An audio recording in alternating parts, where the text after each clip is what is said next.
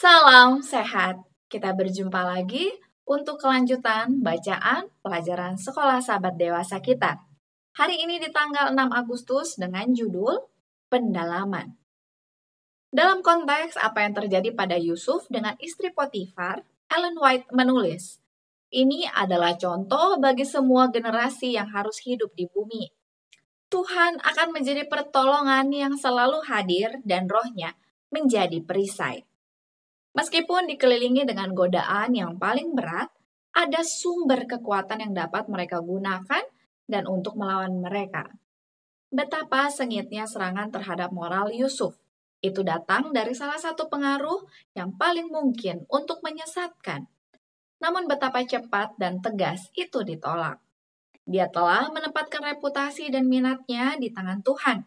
Dan meskipun dia menderita untuk sesaat, untuk mempersiapkannya mengisi posisi penting, namun Allah berhasil menjaga reputasi yang dihitamkan oleh penuduh yang jahat, dan setelah itu dalam waktunya yang tepat, menyebabkannya bersinar. Allah bahkan membuat penjara itu menjadi jalan bagi pengangkatannya. Kebajikan pada waktunya akan membawa hadiahnya sendiri. Perisai yang melindungi hati Yusuf adalah rasa takut akan Tuhan, yang menyebabkan dia setia dan adil kepada tuannya dan setia kepada Tuhan.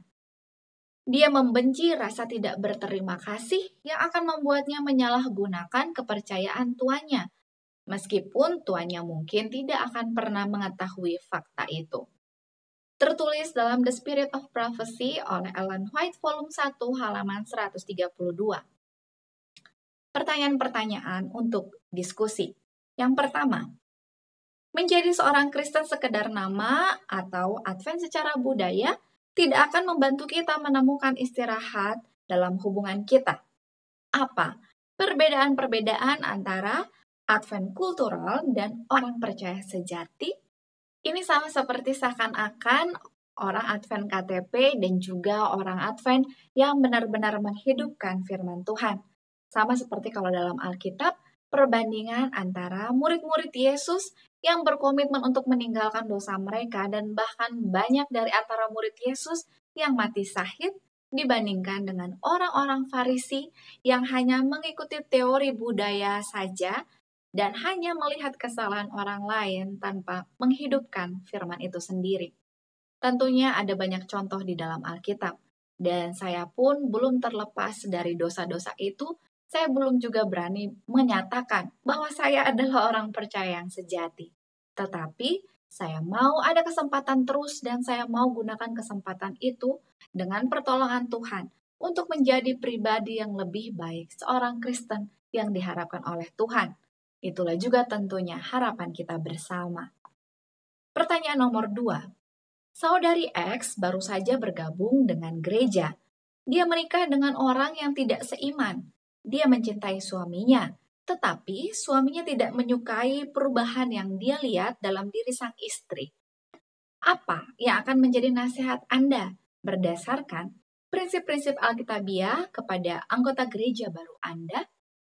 Tentunya jika kita mengetahui masalah ini, kita harus menjadi sahabat rohani bagi ibu ini. Jangan pernah kita membuat dia merasa sendirian. Kita harus terus menguatkannya dan turut menjadi solusi baginya. Ada satu ayat firman Tuhan yang dapat menguatkan, yang tertulis di dalam 1 Petrus 3 ayat yang pertama. Demikian juga kamu, hai istri-istri, tunduklah kepada suamimu, supaya jika ada di antara mereka yang tidak taat kepada firman, mereka juga tanpa perkataan dimenangkan oleh kelakuan istrinya.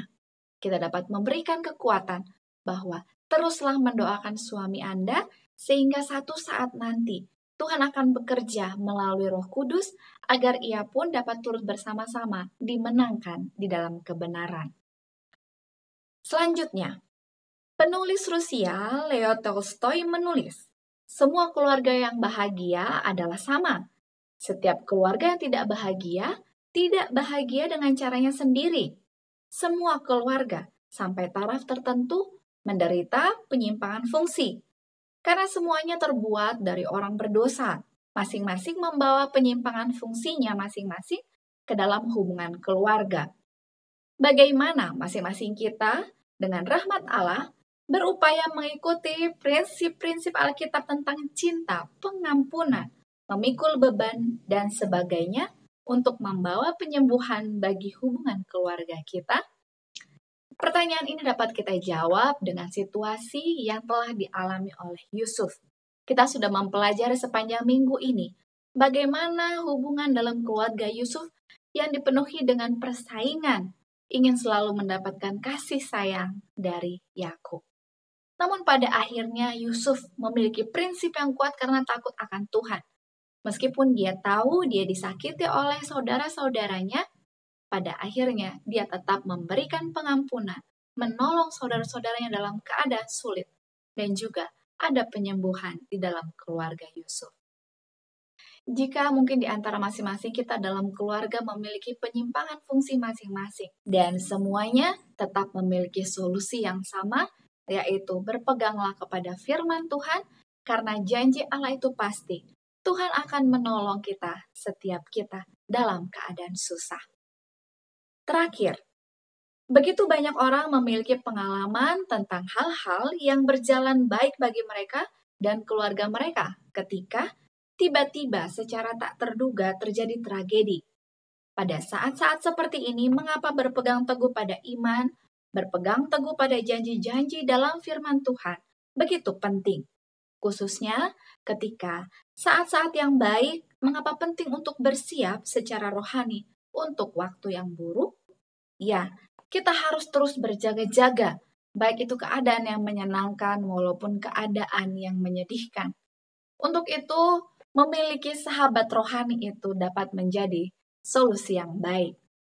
Ketika saya dalam keadaan yang senang, saya selalu berdoa kepada Tuhan. Tuhan, Engkau tahu saya tidak selamanya kuat dalam melewati setiap pencobaan dan beban. Terkadang saya pun lemah dan mudah sekali untuk hancur. Karena itu ya Tuhan, ketika saya dalam kondisi seperti itu, kiranya saya dapat mendengarkan suara Tuhan dan merasakan kasih Tuhan melalui orang-orang. Dan betul, saatnya ketika saya memang jatuh sekali tidak ada lagi pegangan hidup, Tuhan itu baik. Ia selalu menyiapkan orang-orang untuk membuat saya bangkit. Ada saja cara-caranya Tuhan. Bisa jadi dengan sahabat rohani yang datang menelpon tiba-tiba, ataupun kehadiran sahabat-sahabat terdekat yang menguatkan. Terutama masih ada anggota keluarga yang terus memberikan dukungan. Untuk itu mari kita bersatu di dalam doa. Bapa yang baik, kami ucapkan terima kasih banyak untuk begitu banyaknya perhatian Tuhan dalam setiap permasalahan kami. Kami tahu setiap proses harus kami lewati, dan biarlah kami boleh seperti Yusuf yang dengan tegas menolak godaan, terus memiliki prinsip yang kuat di dalam kebenaran. Dan biarlah Bapa, Engkau sebagai sumber kekuatan kami akan dapat terus kami andalkan setiap waktu. Terima kasih banyak Tuhan, kami masih punya banyak sekali permohonan. Dan kiranya Tuhan akan memberikan jawaban yang terbaik sesuai dengan waktunya Tuhan. Mohon ampunilah kami orang berdosa. Di dalam nama Yesus kami berdoa. Amin. Terima kasih banyak. Mari kita berjumpa lagi esok hari untuk kelanjutan bacaan pelajaran sekolah sahabat kita. Sampai jumpa. Tuhan memberkati. Amin.